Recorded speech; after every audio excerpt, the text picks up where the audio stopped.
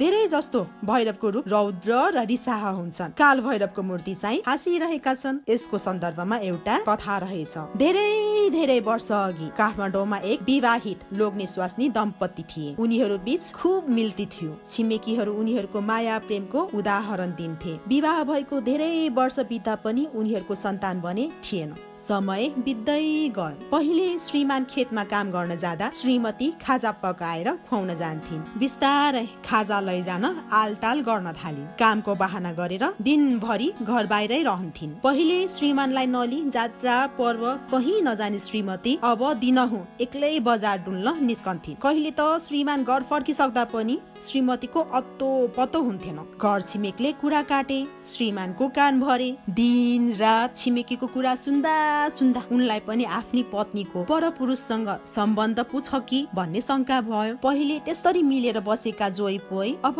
ससानो कुरामा बाज्न थाले। हरेक दिन हाँसोले भरिने र चुडाको छन छन छन्किने घरमा साँझ बिहानै भाडा बर्तन बज्न थाले। शंकाले मुटु भती पोलेपछि आखिरमा ती श्रीमान घराइसी उजुरी लिएर राजा कहाँ पुगे। राजाले श्रीमान श्रीमती दुवैलाई सभामा डाके। के हो तिम्रो पोइ त तिमी बाहिर बाहिर सम्बन्ध राख्दै हिँडेकी छौ भन्छ त? राजाले श्रीमतीसँग सोधे। यो झुट हो सरकार। श्रीमतीले आधा ज्यान झुकाएर दुई हात जोड्दै बिन्ती गरिन्। झुट हो भने